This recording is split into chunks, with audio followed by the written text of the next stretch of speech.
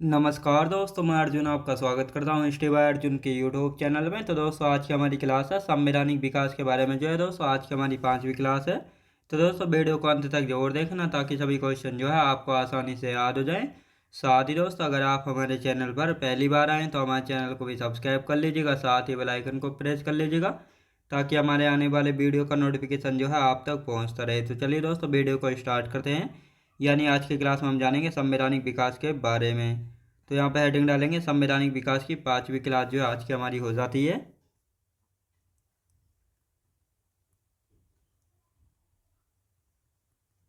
संवैधानिक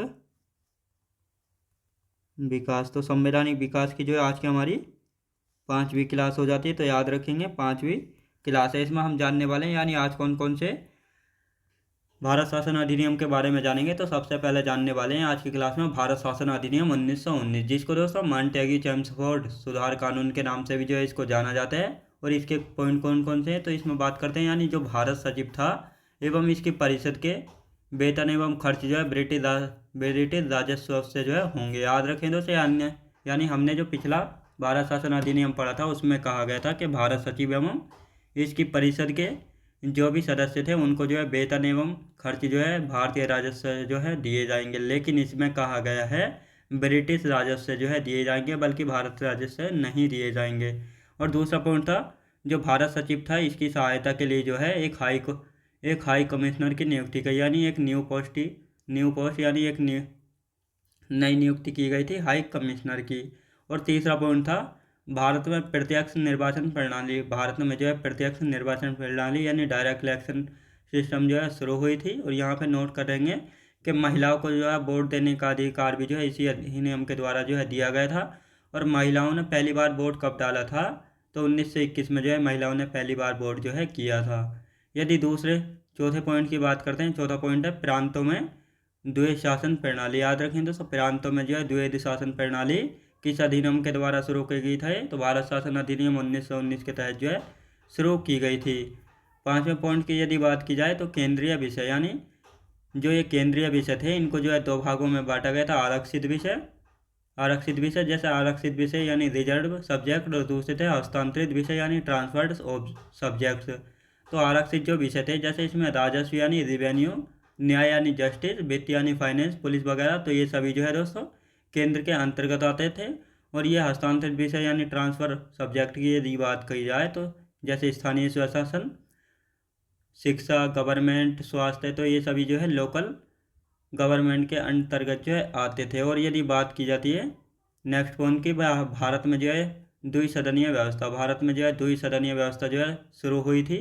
और इसको जो है दो भागों में बांटा गया था। द्विसदनीय व्यवस्था से मतलब यानी दो प्रकार की सदनीय व्यवस्था, दो सदन जो है बनाए गए थे। केंद्रीय विधान परिषद को जो है राज्य परिषद बनाया गया था और दूसरा केंद्रीय विधानसभा जो है बनाई गई थी। और जो आगे चलकर जो है जो राज्य परिषद थी ये राज्यसभा में बदल गई और जो केंद्रीय विधानसभा थी ये लोकसभा में जो है बन गई। तो अब इन सभी को यहाँ पे लिखना स्टार्ट करते हैं। हेडिंग डालेंगे दोस्तों भारत शासन अधिनियम 1919। भारत शासन अधिनियम 1919, भारत शासन अधिनियम 1919 की यदि बात करते हैं तो इसको अन्य किस नाम से जाने जाते हैं, अन्य किस नाम से जो है जाना जाता है, मॉन्टेग्यू चेम्सफोर्ड सुधार कानून के लिखेंगे मॉन्टेग्यू चेम्सफोर्ड सुधार कानून के नाम से भी जो है जाना जाता है। तो आपको याद रखना है यानी कौन से अधिनियम को जो है मॉन्टेग्यू चेम्सफोर्ड सुधार कानून के नाम से जाना जाता है तो भारत शासन अधिनियम 1919 को जो है जाना जाता है। अब इसके पॉइंट लिख लेते हैं। भारत सचिव, भारत सच भारत सचिव की यदि बात करते हैं, भारत सचिव एवं इसकी भारत सचिव एवं इसकी परिषद परिषद के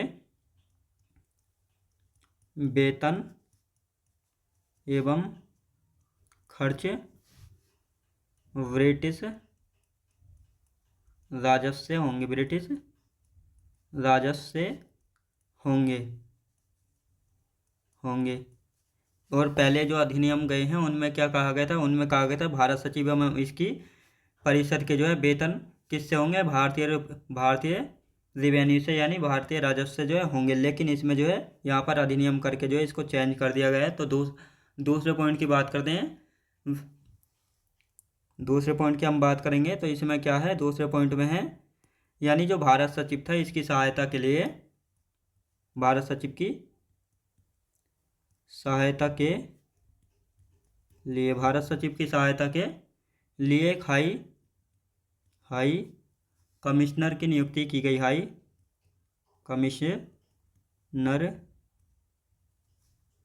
कमिश्नर की नियुक्ति की गई थी, यानी एक नई पोस्ट जो है बनाई गई थी, यानी एक जो है नई पोस्ट बनाई गई थी। तीसरे पॉइंट की यदि बात करते हैं, तीसरा पॉइंट कौन सा है, भारत में प्रत्यक्ष निर्वाचन, भारत में जो है प्रत्यक्ष निर्वाचन प्रणाली जो है किस अधिनियम के द्वारा जो है शुरू की गई थी, तो भारत शासन अधिनियम 1919 के तहत जो है शुरू की गई थी, शुरू हुई थी।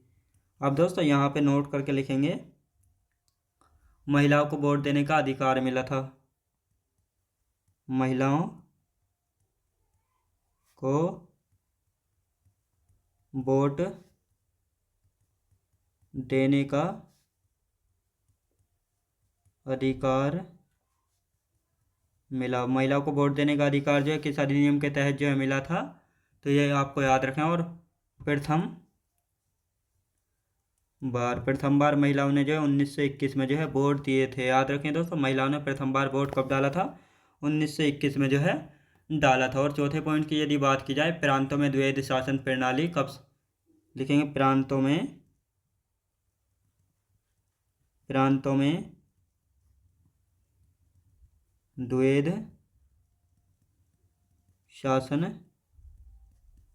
प्रणाली शुरू हुई। प्रांतों में जो है द्वैध शासन प्रणाली कब शुरू हुई थी, किस अधिनियम के तहत, तो भारत शासन अधिनियम 1919 के तहत जो है शुरू हुई थी।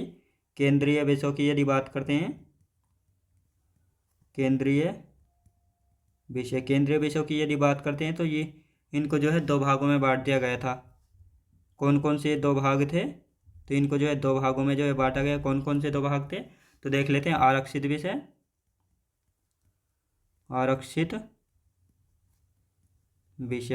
विषय, और यदि दूसरे की बात की जाए कौन से विषय थे दोस्तों, हस्तांतरित विषय यानी ट्रांसफर्ड विषय। अब ये बात करते हैं दोस्तों, आरक्षित विषय कौन से थे यानी रिजर्व विषय कौन से थे, जैसे राजस्व यानी रिवेन्यू, न्याय यानी जस्टिस, और वित्त यानी फाइनेंस, और पुलिस। याद रखें दोस्तों, ये सभी जो है आरक्षित विषय थे यानी केंद्र के पास थे। लेकिन जो हस्तांतरित विषयों की बात की जाए, जैसे स्थानीय स्वशासन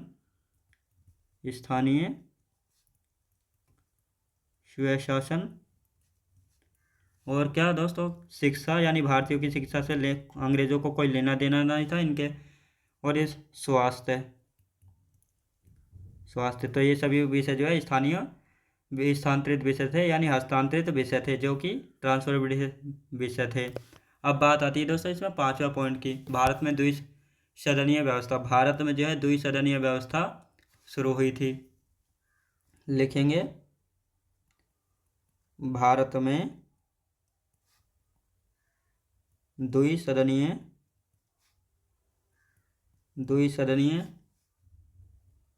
व्यवस्था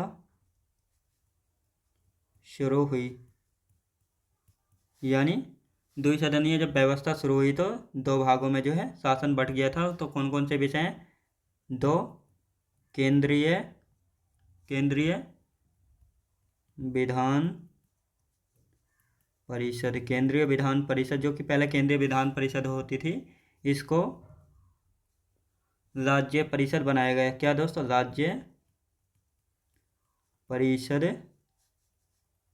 बनाया, क्या बनाया गया दोस्तों, राज्य परिषद जो है इसको बनाया गया। फिर दोस्तों केंद्रीय विधानसभा, दूसरी केंद्रीय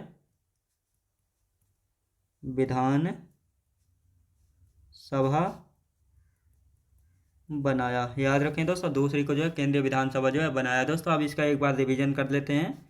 तो दोस्तों हम यहाँ पर पढ़ रहे हैं भारत शासन अधिनियम 1919। तो इसको जो है अन्य किस नाम से भी जाना जाता है, मोंटेगी चेम्सफोर्ड सुधार कानून के नाम से भी जो है जाना जाता है भारत शासन अधिनियम। अब इस अधिनियम के तहत जो है कौन कौन से पॉइंट जो है लागू किए गए थे। तो भारत सचिव, यानी जो भारत सचिव था, इसकी परिषद के वेतन एवं खर्च जो है ब्रिटिश रिवेन्यू यानी ब्रिटिश राजस्व से जो है होंगे।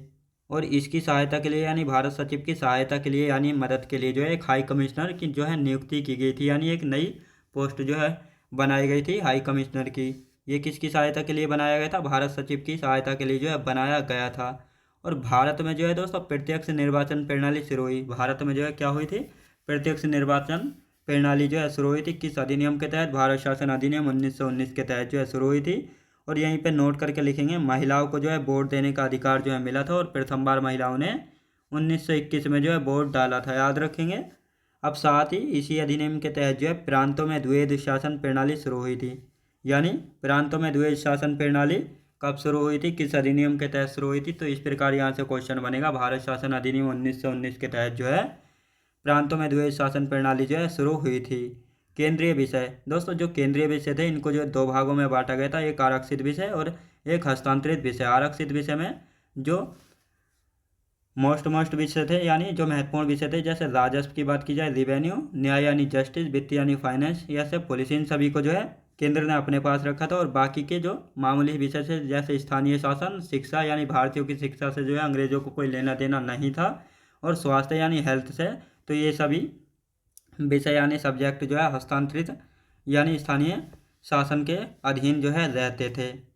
इसके बाद आता है दोस्तों भारत में जो है द्विसदनीय व्यवस्था, यानी भारत में जो है द्विसदनीय व्यवस्था किस अधिनियम के तहत जो है शुरू हुई थी। तो भारत में द्विसदनीय व्यवस्था जो है भारत शासन अधिनियम 1919 के तहत जो है शुरू हुई थी। और इसको जो है दो भागों में बांटा गया था, यानी केंद्रीय विधान परिषद, यानी जो पहले केंद्रीय विधान परिषद थी इसको अब राज्य परिषद जो है बनाया गया था। और दूसरी केंद्रीय विधान सभा जो है बनाया गया था। क्या बनाया गया था, केंद्रीय विधानसभा दूसरी को जो है बनाया गया था। और आगे चलकर यही राज्य परिषद जो है राज्यसभा में राज्यसभा बन जाती है, और यही केंद्रीय विधानसभा जो है लोकसभा बन जाती है। तो दोस्तों ये था भारत शासन अधिनियम 1919। अब देखते हैं दोस्तों, अब आता है भारत शासन अधिनियम 1935। सबसे ज़्यादा क्वेश्चन इसी से पूछे जाते हैं, भारत शासन अधिनियम 1935 से। और साथ ही दोस्तों संविधान का सबसे बड़ा स्रोत भी इसी को जो है माना जाता है, भारत शासन अधिनियम 1935 को, क्योंकि यहाँ से लगभग 250 के लगभग जो है यहाँ से अनुच्छेदों को जोड़ा गया था, इसलिए संविधान का सबसे बड़ा स्रोत इसी को माना जाता है। तो यहाँ पर हेडिंग डाल लेते हैं, भारत शासन अधिनियम, भारत शासन अधिनियम 1935। अब देखेंगे दोस्तों इसमें जो है क्या क्या खास बातें हुई हैं, यानी यहाँ से कौन कौन से पॉइंट जो है देखने को मिलेंगे। तो सबसे पहले इसको समझेंगे, यानी जो भारत शासन अधिनियम है इसके द्वारा जो है 1 अप्रैल 1937 में जो है प्रांतीय स्वतंत्रता मिली, यानी लगभग आधी स्वतंत्रता यानी फ्रीडम जो है मिल चुकी थी। और दूसरे पॉइंट की यदि बात करते हैं दोस्तों, अखिल भारतीय संघ, यानी इसी के द्वारा जो है अखिल भारतीय संघ बनाया गया था 1937 में। अखिल भारतीय संघ कब बनाया गया था और किस अधिनियम के तहत जो है बनाया गया था। तो भारत शासन अधिनियम 1935 के तहत जो 1937 में बनाया गया था। भारत में जो है संघीय न्यायालय, भारत में जो है एक दोस्तों संघीय न्यायालय यानी फेडरल कोर्ट भी जो है बनाया गया था। 1 अक्टूबर 1937 को जो है दिल्ली में बनाया गया था। अब इसमें प्रथम यानी चीफ जस्टिस कौन थे, तो चीफ जस्टिस है मॉरिस गवेयर और अन्य 6 जज और थे, जिनमें से 4 अंग्रेज थे और 2 भारतीय थे, जिनका नाम था M.R. जैकब और शाह मोहम्मद सुलेमान। चौथे पॉइंट की यदि बात करते हैं तो बर्मा, यानी जो बर्मा जिसको आज म्यांमार के नाम से जो है जाना जाता है वर्तमान में, ये भी जो है 1937 में जो है इसको अलग देश जो है बनाया गया था। याद रखें दोस्तों, यानी भारत शासन अधिनियम 1935 के तहत जो है बर्मा यानी म्यांमार को जो है 1937 में अलग कर दिया गया था भारत से। अब आते हैं दोस्तों 5वें पॉइंट, यानी 1937 में जो है 11 प्रांतों में जो है चुनाव हुए थे, यानी जो प्रोविंसेस यानी प्रांत थे 1937 में जो इन 11 प्रांतों में जो है चुनाव हुए। और इन 11 प्रांतों में से जो है लगभग 8 प्रांतों में जो है कांग्रेस की सरकार बनी थी, जिनमें से तीन प्रांतों में जो है गठबंधन से सरकार बनाई थी और 5 में जो है पूर्ण बहुमत से जो है सरकार बनाई थी। तीन जिनमें गठबंधन से असम, बम्बई और पश्चिमोत्तर सीमा प्रांत, कांग्रेस ने यहाँ तो जो है गठबंधन से सरकार बनाई थी, जैसे मद्रास, बिहार, उड़ीसा, पश्चिमी प्रांत और संयुक्त प्रांत। इन पाँचों में जो है कांग्रेस ने बहुमत से जो है यानी मेजोरिटी से जो है सरकार बनाई थी। और दो प्रांत और हैं, दो प्रांत है पंजाब और बंगाल। पंजाब में जो है मुस्लिम लीग की मदद से जो है यूनिस्ट पार्टी की सरकार बनी थी, और बंगाल की यदि बात की जाए तो यहाँ पर मुस्लिम लीग के सहयोग से जो है कृषक प्रजा पार्टी की जो है सरकार बनी थी। और अब लास्ट प्रांत बचा है दोस्तों सिंध प्रांत में जो है सहकारी सहयोग से जो है सरकार बनी थी। याद रखें दोस्तों, सहकारी सहयोग से जो है सरकार बनी थी। और 1943 में जो है ये सिंध जो है भारत से अलग हो गया था। याद रखें दोस्तों, यानी 1943 में जो है सिंध भारत से अलग हुआ था। अब यहाँ पर बात आती है कांग्रेस ने जो है कितने माह तक जो है इन प्रांतों में शासन किया था। तो कांग्रेस ने जो है 28 माह तक शासन किया था, और अक्टूबर 1939 में जो है कांग्रेस ने 8 प्रांतों में सामूहिक त्यागपत्र जो है दिया था। जब कांग्रेस ने सामूहिक त्यागपत्र दिया था तो मुस्लिम लीग ने जो है 22 दिसंबर 1939 में जो है कांग्रेस के त्यागपत्र को जो है मुक्ति दिवस के रूप में जो है मनाया था, और इसका समर्थन जो है मुस्लिम लीग का इस समय डॉक्टर B.R. अम्बेडकर जी के द्वारा जो है किया गया था। तो इन सभी के बारे में जानेंगे। यहाँ पर हम लिखना भी स्टार्ट करेंगे। नंबर 1 पॉइंट डाल लेते हैं। सबसे पहला पॉइंट है 1 अप्रैल 1937 में प्रांतीय स्वतंत्रता मिली, यानी इस अधिनियम के तहत 1 अप्रैल 1937 में प्रांतीय स्वतंत्रता मिली। प्रांतीय स्वतंत्रता मिली। प्रांतीय स्वतंत्रता जो है कब मिली थी? 1 अप्रैल 1937 को जो है मिली थी। किस अधिनियम के तहत मिली थी? तो ये भी पूछा जाता है। भारत शासन अधिनियम 1935 के तहत जो है मिली थी। दूसरा पॉइंट अखिल भारत संघ बनाया गया। तो अखिल भारत संघ जो है कब बनाया गया था? 1937 में बनाया गया था। 1937 में जो है बनाया गया था। किस अधिनियम के तहत बनाया गया था? तो ये भारत शासन अधिनियम 1935 के तहत जो है बनाया गया था। और भारत में जो है एक संघीय न्यायालय भी जो है बनाया गया था। भारत में एक संघीय न्यायालय, भारत में जो एक संघीय न्यायालय भी जो है बनाया गया था। कब दोस्तों? इसको अक्टूबर 1939 में। याद रखें दोस्तों, 1939 में नहीं, 1937 में बनाया गया था। इसको कब बनाया गया था? 1937 में बनाया गया था। कहाँ पर इसको बनाया गया था? तो दिल्ली में। कहाँ पे दोस्तों? दिल्ली में जो है बनाया गया था। और इस संघीय न्यायालय में जो है चीफ जस्टिस कौन थे? प्रथम मुख्य न्यायाधीश लिखेंगे। प्रथम मुख्य न्यायाधीश कौन थे? तो मॉरिस गबेयर थे। लिखेंगे मॉरिस गबेयर थे प्रथम मुख्य न्यायाधीश। और इसमें जो है 6 अन्य न्यायाधीश और थे। लिखेंगे 6 अन्य न्यायाधीश और थे। तो ये 6 अन्य न्यायाधीश कौन कौन से थे? 4 अंग्रेज थे। लिखेंगे 4 अंग्रेज थे, 2 भारतीय थे। अब भारतीय कौन कौन से थे इनके नाम भी देख लेते हैं। एक थे दोस्तों एम आर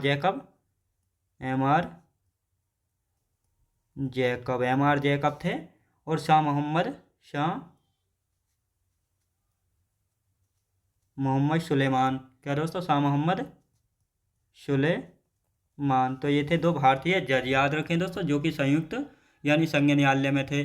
अब आते हैं दोस्तों, चौथा पॉइंट आता है, यानी जो बर्मा था। लिखेंगे चौथा पॉइंट बर्मा, जिसको पहले जो है पहले बर्मा के नाम से जाना जाता था, लेकिन वर्तमान की यदि बात की जाए तो वर्तमान में जो है म्यांमार के नाम से जाना जाता है। किस नाम से दोस्तों? म्यांमार के नाम से जो है जाना जाता है। तो इसको 1937 में अलग देश बनाया गया। याद रखें दोस्तों, 1937 में जो है इसको अलग देश जो है बनाया गया था। अब दोस्तों 5वें पॉइंट की यदि बात करते हैं तो 5वां पॉइंट भी यहाँ पे लिखेंगे। तो 5वें पॉइंट में कहा गया है कि 1937 में जो है 11 प्रांतों में जो है चुनाव हुए थे, यानी 1937 में 1937 में 11 प्रांतों 11 प्रांतों में चुनाव हुए थे। 11 प्रांतों में जब चुनाव हुए थे तो इन 11 प्रांतों में तो बात की जाती है तो 5+8, यानी इनमें जो है कांग्रेस ने सरकार बनाई थी, यानी कुल मिलाकर जो है 8 प्रांतों में कांग्रेस ने सरकार बनाई थी, सरकार जो है बनाई थी। अब ये 3 प्रांत कौन कौन से थे? 3 प्रांतों की जिनमें जो है गठबंधन से सरकार बनाई थी। तो पहला था दोस्तों असम, असम, बम्बई, कौन सा था दोस्तों? बम्बई था। और पश्चिमी पश्चिमोत्तर पश्चिमोत्तर सीमा प्रांत, सीमा प्रांत, यहाँ पर जो है कांग्रेस ने गठबंधन से सरकार बनाई थी। लिखेंगे कांग्रेस ने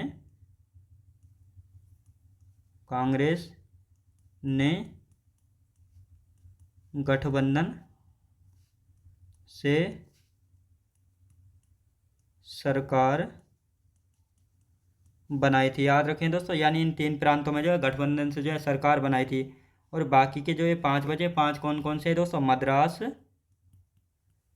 मद्रास हो गया, बिहार,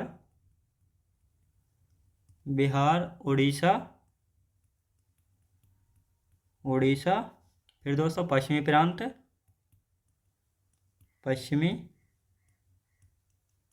प्रांत, फिर है दोस्तों संयुक्त प्रांत, जिसको यूपी जो है कहा जाता है संयुक्त प्रांत में जो है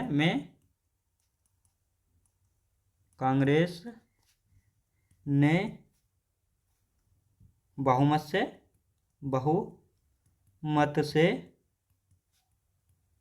सरकार जो है बनाई थी। क्या जो है सरकार जो है बनाई थी बहुमत से, याद रखेंगे। अब बात आते हैं दोस्तों 2 अन्य प्रांत और हैं। 2 अन्य प्रांत कौन कौन से हैं? तो पहला है दोस्तों पंजाब, यानी 11 प्रांत थे ना, 8 हम देख चुके हैं, अभी 3 बाकी हैं तो 2 आप देखेंगे। फिर है दोस्तों बंगाल, तो इनमें जो है किस किस की सरकार बनी थी तो इनको भी देखेंगे। मुस्लिम लीग की मदद से यूनिस्ट पार्टी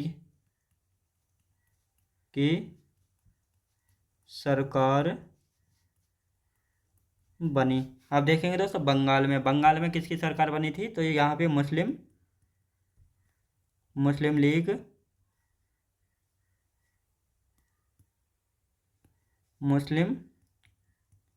लीग के सहयोग से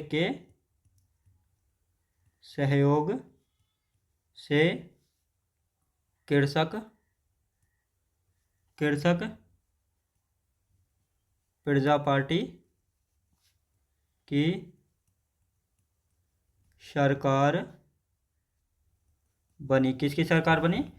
कृषक प्रजा पार्टी की जो है सरकार बनी थी। अब दोस्तों रहा सिंध प्रांत,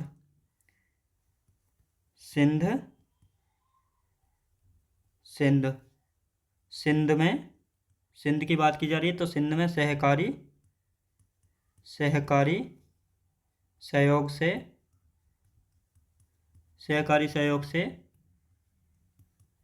सरकार बनी। किसके सहयोग से? सरकारी सहयोग से जो है सरकार बनी थी। और ये 1943 में अलग हुआ था। 1943 में जो अलग हुआ था। अब बात आती है कांग्रेस ने जो है कितने माह तक जो है शासन किया था, तो इसको भी जो है लिखेंगे। कांग्रेस ने 28 माह तक शासन किया। कितने माह तक दोस्तों? 28 माह तक जो है शासन किया था। और इसके बाद अक्टूबर 1939 में कांग्रेस ने 8 प्रांतों में सामूहिक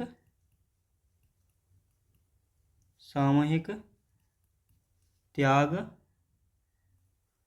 पत्र दिया था। क्या दिया था दोस्तों? सामूहिक त्याग पत्र जो है दिया था। और इसके बाद बात आती है मुस्लिम लीग की। मुस्लिम लीग ने 22 दिसंबर 1900 लिखेंगे मुस्लिम लीग ने 22 दिसंबर 1939 में कांग्रेस के त्यागपत्र को मुक्ति दिवस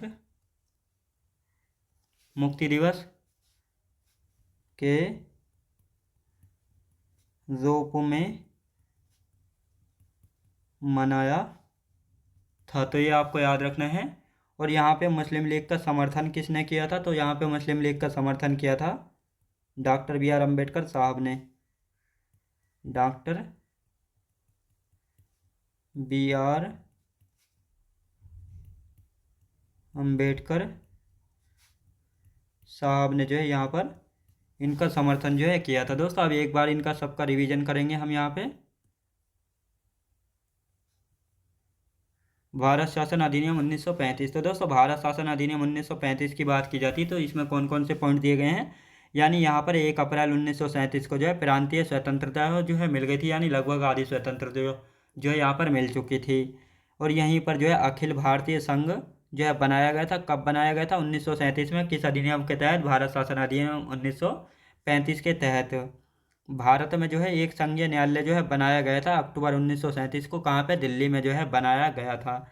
इसके प्रथम मुख्य न्यायाधीश की यदि बात की जाए तो मॉरिस गवेयर जो है इसके प्रथम मुख्य न्यायाधीश थे। और 6 अन्य सदस्य यानी 6 अन्य न्यायाधीश और थे। कौन कौन से थे? 4 अंग्रेज थे, 2 भारतीय थे। भारतीय मिस्टर M.R. जैकब और शाह मोहम्मद सुलेमान, ये 2 भारतीय जज थे संघीय न्यायालय में।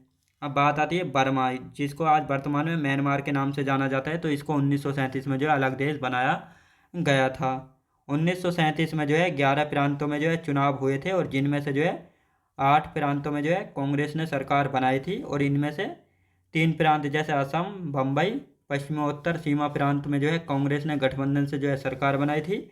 और बाकी के जो 5 प्रांत बचे हैं जैसे मद्रास, बिहार, उड़ीसा, पश्चिमी प्रांत और संयुक्त प्रांत, यहाँ पर जो है कांग्रेस ने बहुमत से जो है यानी फुल मेजोरिटी से जो है सरकार बनाई थी इन 5 प्रांतों में। और बाकी के जो 3 प्रांत हैं जैसे 2 प्रांत ये रहे पंजाब और बंगाल। तो पंजाब में जो है मुस्लिम लीग की मदद से जो है यूनिस्ट पार्टी की जो है सरकार बनी थी। अब बात आती है बंगाल की। तो बंगाल में किसकी सरकार बनी थी? मुस्लिम लीग के सहयोग से जो है कृषक प्रजापति पार्टी की जो है सरकार बनी थी। कहाँ पे दोस्तों? बंगाल में। अब बात आती है सिंध, यानी 11वां प्रांत था सिंध। यहाँ पर जो है सहकारी सहयोग से जो है सरकार बनी थी। और ये सिंध जो 1943 में जो है अलग हुआ था। अब दोस्तों बात आती है यहाँ पर कांग्रेस ने जो है इन 8 प्रांतों में जो है कितने दिन तक जो है शासन किया था? तो कांग्रेस ने जो है केवल 28 माह तक जो है शासन किया था। और इसके बाद अक्टूबर 1939 में जो है अक्टूबर 1939 में जो है कांग्रेस ने इन 8 प्रांतों में जो है सामूहिक त्यागपत्र जो है दिया था। याद रखें दोस्तों, क्या? सामूहिक त्यागपत्र जो है दिया था। जब कांग्रेस ने सामूहिक त्यागपत्र दिया था तो मुस्लिम लीग ने जो है 22 दिसंबर 1939 को जो है कांग्रेस के सामूहिक त्यागपत्र को जो है मुक्ति दिवस के रूप में जो है मनाया था। क्या दोस्तों? मुक्ति दिवस के रूप में जो है मनाया था। और इसी का समर्थन इस समय मुस्लिम लीग का समर्थन किसने किया था? डॉक्टर बी आर अम्बेडकर साहब के द्वारा जो है समर्थन किया गया था। तो दोस्तों आज का हमारा समय जो है समाप्त हो चुका है। और हमारा जो ये संवैधानिक विकास का चैप्टर है ये भी जो है समाप्त हो चुका है। और कल से हम पढ़ने वाले हैं संविधान सभा। तो दोस्तों मैं उम्मीद करता हूँ आपको वीडियो क्वालिटी, कंटेंट वगैरह सभी कुछ आपको पसंद आया होगा। पसंद आया तो लाइक, शेयर और सब्सक्राइब करना बिल्कुल भी ना भूलें। साथ ही दोस्तों अगर आप हमारे चैनल पर पहली बार आएँ तो हमारे चैनल को भी सब्सक्राइब कर लीजिएगा। साथ ही बेल आइकन को प्रेस कर लीजिएगा ताकि हमारे आने वाले वीडियो का नोटिफिकेशन जो है आप तक पहुँचता रहे। तो चलिए दोस्तों मिलते हैं नेक्स्ट वीडियोज़ में।